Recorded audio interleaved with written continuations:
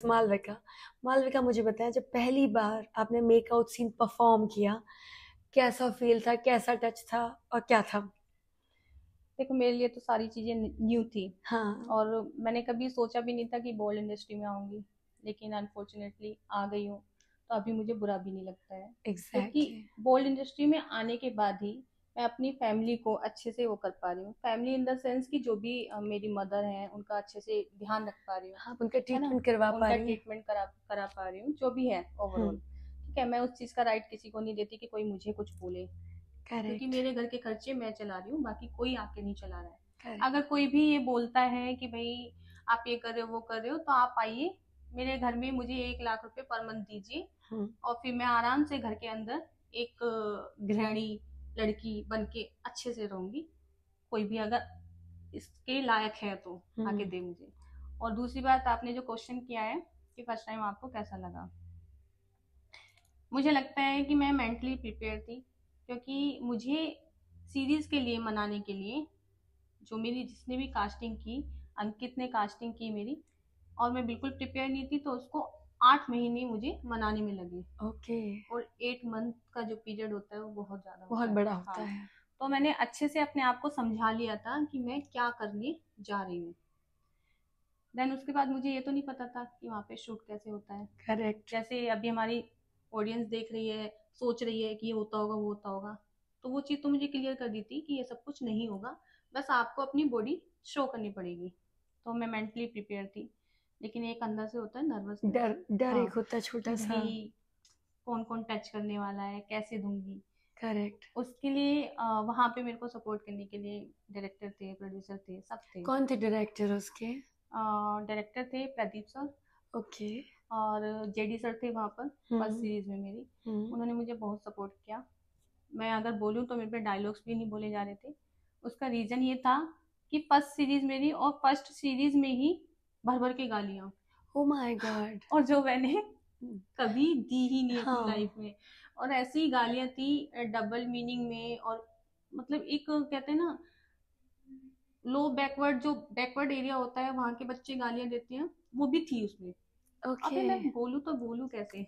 Sir ने मुझे कहा कि ठीक है, मैं प्रॉम्प्ट करता हूँ आपको, जैसे मैं बोलूंगा वैसे वैसे आप मेरे पीछे पीछे बोलते रहना। अब मैं वहां भी नहीं बोल पा रही थी। इसलिए नहीं बोल पा रही थी क्योंकि वो वर्ड मैंने कभी यूज ही नहीं किए। तो मैं करेक्ट। बोलूँ कैसे। अब सर बोलते हैं कि मैं बोल रहा हूँ ना, तो आप प्रॉम्प्ट करने के बाद तो बोल सकते हो।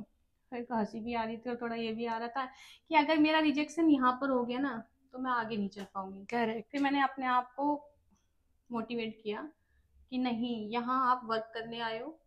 और यहाँ ये नहीं सोचना है कि मैं बोलूँ अब नहीं बोलूँ। पीछे से प्रॉम्प्ट कर रहे हैं तो आप बोल स्टार्ट करो। दीजिए। तो मैंने बोल दिया।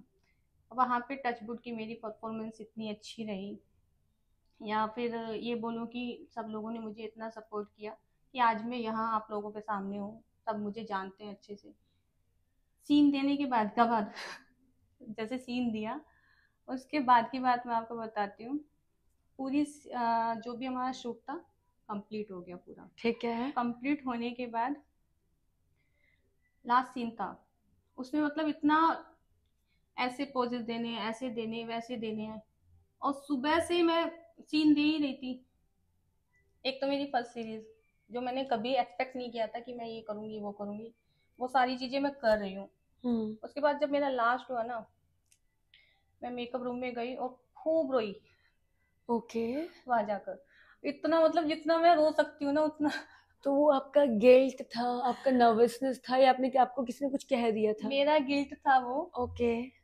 कि मैं जैसे मेकअप रूम में गई, वहां जाके मेरा मतलब मेरे आंसू मैंने कंट्रोल किए थे, सुबह से अभी कंट्रोल मत किए हुए रोना। थे। डोंट नहीं। क्राई। हम्म।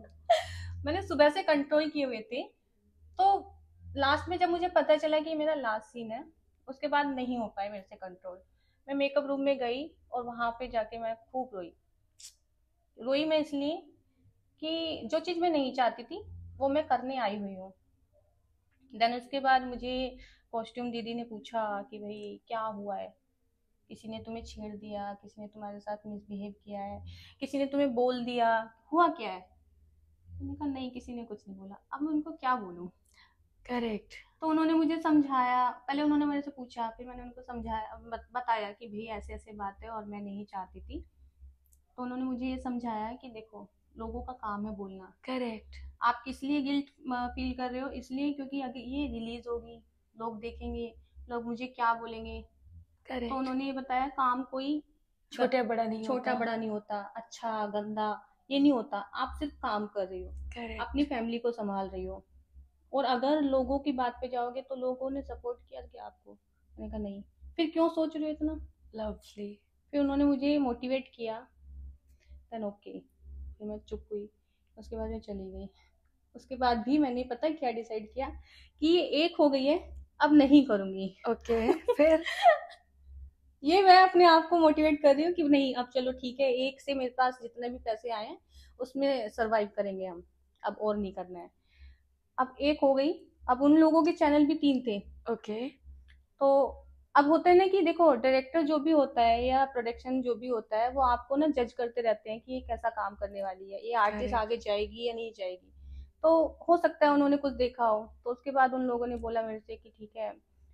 मेरे को नेक्स्ट डे कॉल आ गया ओके। कि सेकंड सीरीज के लिए, दूसरे प्लेटफॉर्म के लिए। मैंने अपनी बेशरम। बेशरम पे तो मैंने किया था वर्क। प्राइम। और उनके थे 3 और चैनल थे, हंटर ओके। और प्राइम। हाँ। मतलब 3 हो गए ना टोटल। तो हंटर के लिए मेरे को कॉल आया, जिसका सेकंड सीरीज का मेरा नाम था बुढ़ा प्यार। ओके। मैंने डायरेक्ट मना कर दिया कि नहीं करूँगी। तो वहाँ कास्टिंग जो करती थी, ज्योति। फीमेल थी, ज्योति, राइट। तो उन्होंने मुझे कन्विंस किया। हम्म। मैंने कहा नहीं, मैं नहीं करूँगी। क्योंकि मुझे जितने पैसे चाहिए थे वो फर्स्ट सीरीज में मुझे मिल गए थे। वो बहुत अच्छा पे करते और थे। मैं बहुत खुश थी, क्योंकि उस टाइम पे, आज भी मैं अगर बोलूंगी किसी ने अच्छा पेमेंट किया है ना, अच्छा बजट दिया है, तो उन लोगों ने दिया तो था। क्या हमारे दर्शक जान सकते हैं वो कितनी पेमेंट थी? पेमेंट अगर मैं बोलूँ तो 25 से 30 का पर डे वो देते थे। सोचो, पर डे हाँ, 25 से 30 हजार रुपए कहाँ मिलते हैं 25, यार। कोई नहीं दे रहा है। हाँ। उनको मैं आज भी ये बोलती हूँ कि अगर किसी ने अच्छा बजट दिया है तो उन लोगों ने ही अच्छा बजट, मेरे को नहीं, सबको। सभी को। हम्म। और बहुत अच्छी फैसिलिटीज देते थे, आपको कन्वेंस देते थे, आने जाने का ट्रेवल देते थे, आपको स्टे देते थे। हाँ। आज का टाइम ऐसा हो गया है कि आपको पेमेंट टाइम से मिल जाए ना, ये बहुत है। बहुत बड़ी बात है। करेक्ट। उसमें भी आपको क्या बोला जाएगा, न्यू ओटीटी है मैम, थोड़ा कॉपरेट कर कॉम्प्रोमाइज लो। करो, थोड़ा बजट में कॉपरेट कर लो, ये बोला जाता है आज। अब क्या बोले, ट्रू। बजट ही नहीं है आज के टाइम पे। करेक्ट। अच्छा, मुझे मालविका एक बात बताएं। जैसे आलोक जी जब भी आते हैं, दो ही इज माय फेवरेट, मुझे बहुत अच्छा लगता है, इज लाइक फैमिली। वो हमेशा मालविका मालविका करते हैं।